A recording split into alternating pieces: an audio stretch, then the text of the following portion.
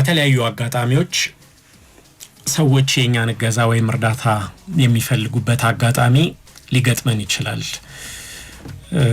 አንዳንዱ በስሜት ጉዳት የደረሰበት ወዳጅ ሊሆን ይችላል ወይም ደግሞ ከበድ ያለ ቃል የተሸከመ ሰው እንዳው ላያይዘ ማለት ሊሆን ይችላል ማገዝ ሊሆን ይችላል እና ቀለል ከሚሉ ትንሽ ደግሞ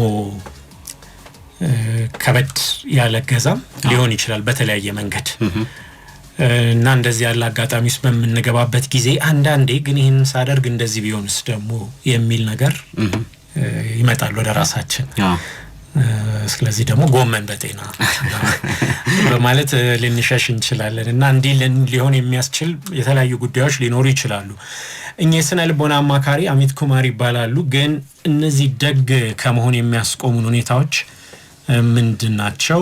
እንዲህ ያለ ነገር ደግሞ ሲገጥመን እሱን ማለፍ የምንችልበት መንገድ ይኖር ይሆን ካለ እሱንም እንመለከታለን በማለት ያነሱት ሐሳብ ትኩረታችንን ስቦታልና እሱን እናነሳለን።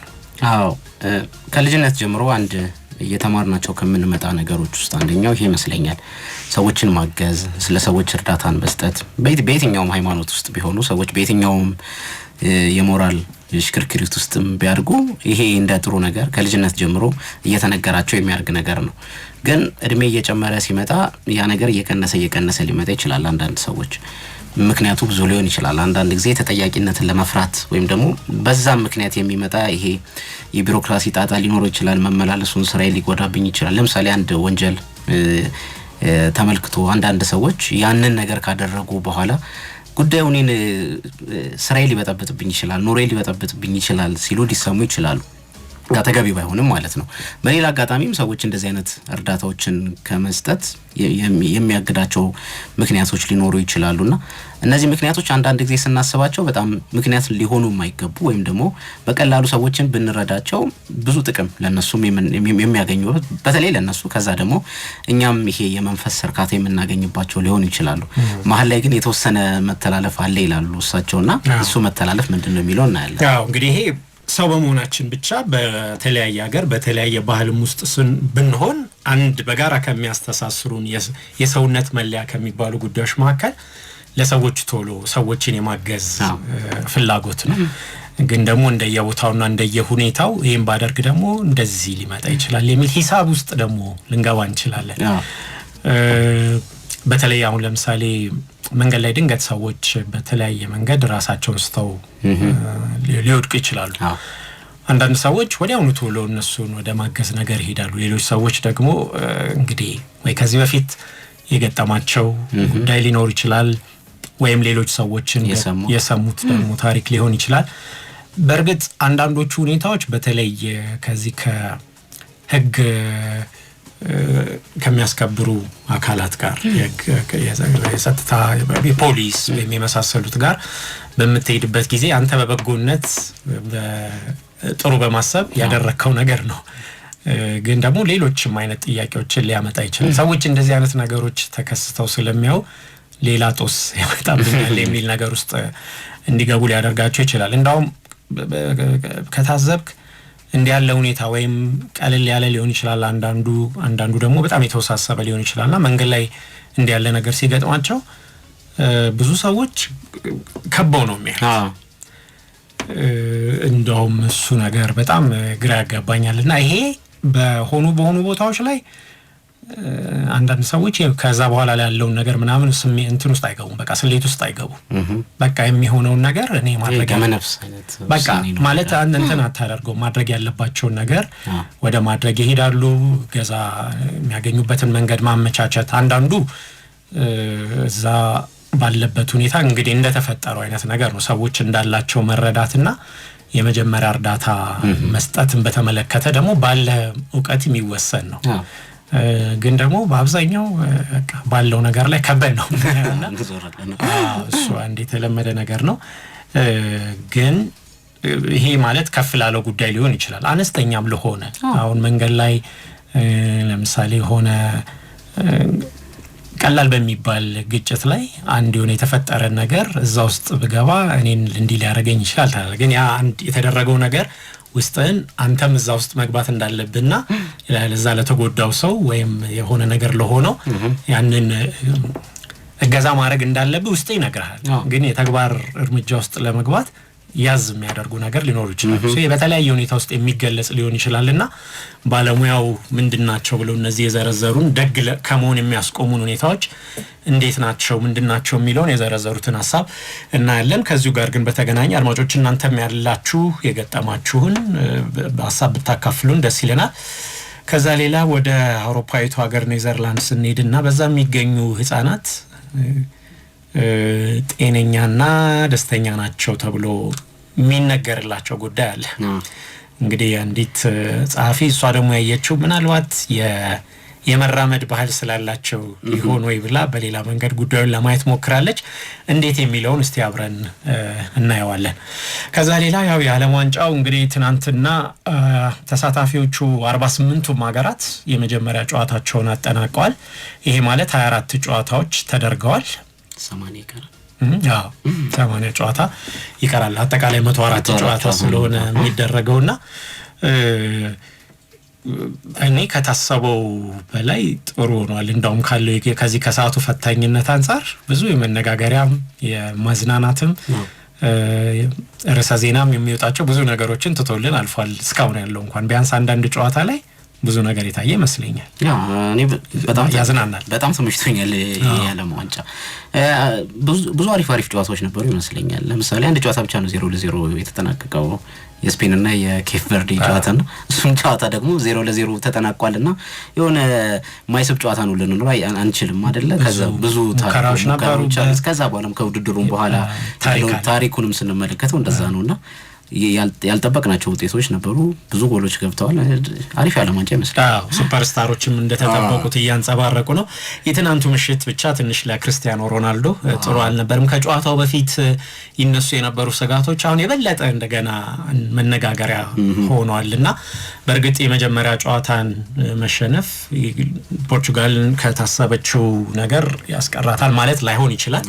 ግን ደግሞ የሆኑ ምልክቶችም ቢያንስ ቢጫ አብርቷል መሰለኝ የትናንቱ ጨዋታና አንዳንድ ነጥቦችን ለማንሳት እንሞክራለን። አድማጮቻችን በሚኖረን ሰዓት የእናንተንም ሀሳቦች አስተያየቶች እንቀበላለን። በያላችሁበት ጥሩ ጊዜ እንመኛለን። በተለያዩ አጋጣሚዎች ሰዎች የእኛን እርዳታ የሚፈልጉበት ሁኔታ ሊከሰት ይችላል። በስሜት ጉዳት የደረሰበት ወዳጅ ሊሆን ይችላል ወይም የሆነ አነስተኛ የሚባል ነገር እንድናግዘው የሚፈልግ ሊሆን ይችላል።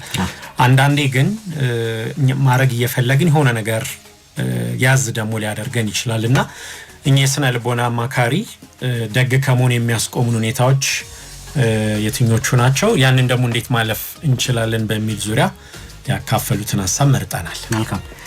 አሚት ኩማር ይባላሉ እኚህ አማካሪ። አንድ ታሪክ በመናገር ይጀምራሉ። እንግዲህ ለረጅም ዓመታት የሚያውቁት አንድም ሰው የሚያውቋት አንዲት ግለሰብ ነበረችና ከዩኒቨርሲቲ ጀምሮ አብረው ነበረ የተማሩት። በጣም ጥሩ ወዳጅ ነበሩ። እንደ ጓደኛም ይቆጣጠሩ ነበረ። ይገናኛሉ፣ ይጫወታሉ። ከዛ ሁለቱም ትምህርታቸውን ሲጨርሱ ይለያያሉ።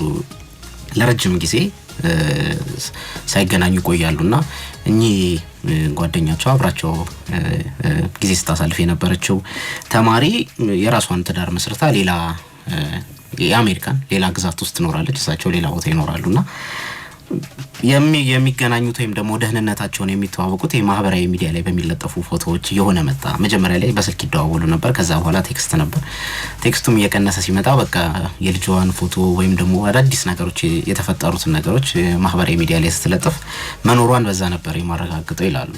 ከዛ የኮቪድ ሲመጣ ረጅም ሰዓት ነበረኝና የወላጆቼን ለመጠየቅ መኪና እያሽከረከርኩኝ በማልፍበት ጊዜ እቺ ጓደኛዬ የምትኖርበት አካባቢ ነው ግድ ማለፍ ይጠበቅብኝ ነበርና ከዛ ልደውልላት ወይስ አልደውልላት አልኩኝ። ከዛ ፊት የሰማሁትም ነገር ነበር። ከባለቤቷ ጋራ ትዳሯ መስመር ሳይችል ቀርቶ በፊት ተጠናቆ ነበር ትዳሯና እሱንም ደውዬ ያላጽናናዋትም እንዴት ነሽ አላልኳትኝም። መናገርም አሁን እንዴት ደውዬ ልጠይቃት እንዴት ሰላም ልበላት የሚለው ነገር አይምሮ ውስጥ ሲመላለስ የነበረ ጉዳይ ነው ብሎ ይናገራሉ። ሌላ አንድ ታሪክ እናንሳና ወደ ሐሳቡ እንመጣለን። አንድ ጋሪ የሚባል የፎቶ ጋዜጠኛ ነበረ። ብዙ አመታትን ለተለያዩ መገናኛ ብዙሃን የፎቶ አገልግሎት ይሰጥ የነበረ ጦርነቶች፣ የተፈጥሮ አደጋዎች በነበሩባቸው ቦታዎችም ላይ እየተገኘ ፎቶዎችን ሲያነሳ የነበረ ግለሰብ ነውና አንድ ጊዜ ከጓደኞቹ ጋራ ይሄ በሳይክል ጉዞ ያደርጋሉ፣ ተራሮችን ይወጣሉና ወደ ስኮትላንድ እንደሄደ ያስታውሳል። ከዛ እዛ ከጓደኞቹ ጋር በሚያልፉበት ጊዜ የሞተረኞችን ያያሉና እነዛ ሞተረኞች ሰላም ብለዋቸው ያልፋሉ። ከዛ ተራራውን እየወጡ የሆነ አንድ መኪና ብቻ የሚያልፍበት ቦታ ላይ ሲደርሱ የሆነ ጥግ ላይ ሲሄድ እሱ የሆነ መኪና ገጭቶት ይወድቃል። ጓደኞቹ ግን ያው ግልቢያ ውስጥ ስለሆኑ ጥለውት ይሄዳሉ። ምንም ሊመለከቱት አልቻሉምና ለተወሰነ ደቂቃዎችም ቆየሁኝ አለ። እዛ ትከሻዬን መጥቶኝ ነበረ፣ መንቀሳቀስ አልቻልኩኝም ነበረ።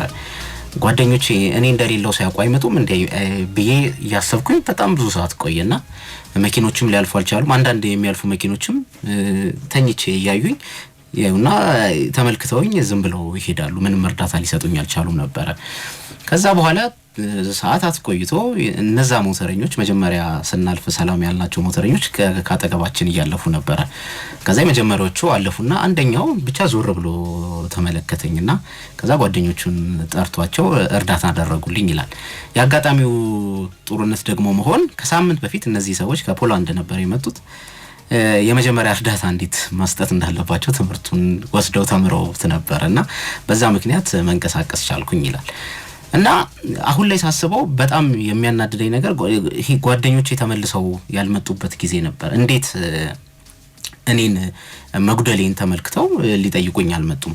እነዛ ሰዎች በመኪና ሲያልፉ የነበሩ ሰዎች እንዴት ሊረዱኝ አልፈለጉም? ወድቄ ያለሁኝ መንቀሳቀስ እንደማልችል እያወቁ ነበር ዝም ብለውኝ ሄዱትና እነዚህ ሞተረኞቹ ሲመጡ በእንባ ነበር ያለቀስኩትኝ። በቃ ማንም ሊረዳኝ አይችልም፣ ከዚህ በኋላ ሁሉም ነገር ያበቃልኝ መስሎኝ ነበረ፣ ህይወቴም እዛ አካባቢ ሊያልፍ መስሎኝ ነበረ ብዬ አሰብኩኝ ብሎ ይናገራል። ብዙዎቻችን እንደዛ ይመስለኛል አንዳንድ ጊዜ ማለት መርዳት እነዛ ሰዎች መርዳት እንዳለባቸው ሊያውቁ ይችላሉ። በመኪና የሚያልፉት እንዳልነው ግን የሆነ የሚይዛቸው ነገር ሊሆን ይችላል። ይሄ ከበድ ያለ የህይወት ላይ አደጋ የሚደርስብን ጉዳት ነው። አንዳንድ ጊዜ ሰዎችን የሆነ ነገር ላድርግባቸው፣ የሆነ ምክር ልስጣቸውም ብለን አይ የሆነ ነገር ሊሰማቸው ይችላል። ይሄንን ባደርግ ያንን ያክልም ጥቅም ላይሰጣቸው ይችላል ብለን እናስባለን ብዙዎቻችን ብሎ አሚት ይናገራሉና ትልቁ ልናደርግ የምንችለው ነገር ምንድነው የሚለውን ነገር ስናስበው እነዛን ሰዎች ትንሽ እርዳታ ብናደርግላቸው ብዙ ነገር ማትረፍ ይችላሉ። ግን እኛ ላይ ቀርሞ የሚመጣው ነገር ያን ያክል አስፈላጊ ነው? ለረዳቸው ሲገባል እንደዚህ ለረዳቸው በጠይቃቸውስ እነዚህ ሰዎች ደስተኛ ይሆናሉ የሚለው ነገር ብዙ ጊዜ እርዳታን ከማድረግ ወይም ደግሞ ለሰዎች መድረስ የሚገባን ቦታ እንዳንደርስ ያደርገናል ብሎ ይናገራልና አንድ ፓርክ ውስጥ የተሰራ ሙከራ ነበረ። የሆኑ በጎ ፈቃደኞችን ጠርተው አይስክሬም ለሰዎች እንዲሰጧቸው አደረጓቸው። ማለት ለብዙ ለሚያልፉ ሰዎችና የተቀበሉት ሰዎች በጣም ነበር ደስተኛ የነበሩት። ማለት አይስክሬም ሆኖ አይደለም ከሰዎቹ መምጣቱ የማያውቁት ሰው ያንን እርዳታ መስጠቱን ሲያስቡት በጣም ደስተኛ ነበሩ። ሌላ አንድ ሙከራም ሰጡ። በጣም በክብር እንግዲህ ይሄ መልካም ቀን እያሉ ስጦታ እንዲሰጧቸው አደረጉ አንድ ግሩፕ። ሌላው ደግሞ ዝም ብሎ ምንም ጉዳዩም ሳይሆን ሲያልፉ እጁን ዘርግቶ እንዲሰጣቸው ነገር ያደረጉና እነዛ ጉዳይ ብሎ የሰጧቸውም ሰዎች ለምሳሌ መልካም ቀን እንዴት ዋልክ ብሎ የሰጧቸውን ሰዎች ስጦታ እነዛ ግለሰቦች በሚገርም ሁኔታ ያነሰም ቢሆን ያ ግዴለሽ ሆኖ ከሰጧቸው ሰዎች የበለጠ ትርጉም እንዳላቸው ደስተኛ እንደሆኑ ተናገሩና በዩኒቨርሲቲ ውስጥ ስንሰራ የነበሩ ሙከራዎች ነበሩ ብሎ ይናገራል። እሱ የዛኔ ምንድን ነበረ እስኪ ደብዳቤዎችን ጻፉ ማለት ለምትወዷቸው ሰዎች ለወላጆቻችሁ በተለይ ደግሞ ለመምህራኖቻችሁ ደብዳቤ ጻፉ ብለን ጠየቅናቸውና ከዛ ደብዳቤውን ከጻፉት በኋላ ደብዳቤውን የጻፋችሁላቸው ሰዎች ይሄን ደብዳቤ ሲያነቡ ምን አይነት ስሜት ውስጥ የሚገቡ ይመስላችኋል ብለው ጠየቋቸው። ግምታቸውን እንዲያሰፍሩ አደረጓቸው። ከዛ ያን ደብዳቤ ከተላከላቸው በኋላም የደብዳቤው የተላኩላቸው ሰዎች መልስ እንዲሰጧቸው ተደረገና ደብዳቤውን የጻፉት ሰዎች መጀመሪያ ግምታቸውን ሲሰጡ አይ ምንም ላይ መስሎም ብለው ነበር ያሰቡት። ማለት አይ ትንሽ ነገር ነው እንዴትስ ትዝለዋለሁኝ ብለው ነበር የሚያስቡት አለ። ግን ደብዳቤው የጻፉላቸው ደብዳቤውን መልሶ እነዛ ሰዎች ሲጽፉ በሚገርም ሁኔታ በጣም ተደንቀው ነበረ። ማለት እንደዚህ አድርጌያለሁኝ እንዴ፣ እንደዚህ ህይወታችሁ ላይ ሚና ነበረኝ እንዴ፣ በጣም ነው ማመሰግነው የሚል ከክብር የመነጨ ክብር ነበር የሰጧቸው መልስ የሰጧቸውና አንዳንድ ጊዜ እኛ የማናደርጋቸው ውሳኔዎች ለነዛ ሰዎች ምንም ላይ መስለን ይችላል። ማለት ትንሽ ነው ብለን ልናስብ እንችላለን፣ ወይም ደግሞ አንዳንድ ጊዜ አላስፈላጊም ነው ብለን ልናስብ እንችላለን። ግን ትንንሽ ነገሮች ትልቅ ጥቅም አላቸው ብሎ ያነሳልና እኔም ከኮቪድ ስመለስ የግድ ቢሮ መግባት ነበረብኝና ተቀምጬ ሳስብ የነበረው ነገር ቢሮ ውስጥ አትክልቶች ነበሩና በቃ እነዛ አትክልቶች ደርቀው ይሆናል ብዬ ነበር የማስበው። በቃ እንዴት አውጣቸዋለሁ እንደገባሁኝ አውጣቸዋለሁ ያስወግዳቸዋለሁ ብዬ ነበር የማስበው። ግን ስገባ ቢሮዬ ውስጥ ያሉት አትክልቶች ምንም አልደረቁም ነበር፣ አረንጓዴ ነበሩ ይላልና ከዛ ዞር ብዬ ስጠይቅ ማን ነው ያንን ነገር ያደረገው እንዴት እንደዚህ ሆነ ስለ አንዲት ግለሰብ ነበረች እዛው አስተዳደር ውስጥ የምትሰራና በቃ ጧት እየመጣች ያን እነዛን አትክልቶች ውሃ ታጠጣ ነበር። ከዛ በኋላ በጣም ገርሞኝ እኔ እንዴት እንደዚህ ያደረግሽ ስላት ቀላል እኮ ነው አንድ ጆግ አንስቼ ውሃ ማፍሰስ ነው ለቀላል ነው ብላ ነው የተናገረችው። ለሷ ያንን ነገር ጧት ተነስታ አንድ ጊዜ የምታደርገው ነገር ነበር። እኔ ግን ሳስበው ትልቅ ውለታ እንደዋለችልኝ ነበር የቆጠርኩት ይላልና ይሄንን ሳስበው ያቺ መጀመሪያ ላይ አብራኝ የተማረችውን ጓደኛዬን አልጠይቃት የሚለው ሐሳብ አይ እየተሸነፈ መጥቶ ተገናኘን፣ አወራን። በሚገርም ሁኔታ እኔ እዛ በመሄዴ በመጠየቄ በጣም ነበር ደስተኛ የሆነችው። ባልጠይቃት ኖሮ በጣም ነበር የሚከፋት ብሎ ተናገረና እንደዚህ አይነት ውሳኔዎች መስራት የምንችላቸው በቀላሉ ሰዎች ላይ ለሰዎች ሰተን ጊዜ መስጠት ሊሆን ይችላል፣ ገንዘብ መስጠት ሊሆን ይችላል። ባለፈው አንድ ቦታ ሄጄ ነበር። የሆነ የክፍያ ቦታ ነው፣ የመብራት ክፍያ ቦታ ነበርና ከዛ አንዲት ተለቅ ያሉ ግለሰብ መካከለኛ እድሜ ካላት ሴት ጋር አብረው ይመጣሉና ያው መንገድ ላይ አግኝታኝ እኮ ነው ይዛኝ የመጣችው እያሉ ገቡ። ከዛ በኋላ ያው ክፍያውን ለመክፈል በኤሌክትሮኒክስ የማስተላለፊያ መንገዶች ነበር ክፍያው የሚከፈለውና እሳቸው ያን ነገር አልነበራቸውም። ከዛ በቃ ይስጡኝና እኔ ልክፈልሎት ገንዘቡን አለቻቸው። ከዛ በኋላ ቀድማ ከፈለች ልጅቷ። በጣም ያን ያክል ብዙ ገንዘብ አልነበረም ገንዘቡ። ከዛ በኋላ ሊሰጧት ሲሉ አይ አልፈልግም አመሰግናለሁኝ አለቻቸው። ማለት እዛ ውስጥ የነበረው ሰው ሁሉ በጣም ነበር የገረመው። ማለት ምርቃታቸው ቆመው የነገሯት ነገር በጣም ትልቅ ነገር ነበርና አንዳንድ ጊዜ ደግሞ እንደዚህ ማድረግ የምንችላቸው ነገሮች ቀድመን ካወቅን ለኛም ደስታ እንሰጣለን፣ ለሌሎችም ሰዎች ቀናቸውንም ማብራት ምንችል ይመስለኛል። ውስጣዊ እኔ ፍላጎታችን የሚመስለኝ ይሄ በሰው ውስጥ ያለው የማድረጉ ፍላጎት አለን። ግን የተለያዩ አሁን እንደተባለው እንዲህ ቢሆንስ እንደዛ ቢሆንስ ብለን ቀድም እንዳለው ምን ሰራው ነገር ስላለ እሱ ይይዘናል። ሌሎች ሰዎች ደግሞ አድርገውት ስናይ ግን በጣም ደስ ይለናል። ልክ አሁን አንተ ያጋጠመ አይነት አጋጣሚ ትንሽ ነገር ትመስላለች ቀላል። ያው ይሄ ትንሽ የሚባል ነገር ሁሌም እንደምንለው አንጻራዊ አንተ ትንሽ የሆነው ነገር ለሌላ ሰው በጣም ትልቅ ነገር ነው። ወር ጠብቀው ምናምን ነው ለሳቸው ትልቅ ነገር ሊሆን ይችላል።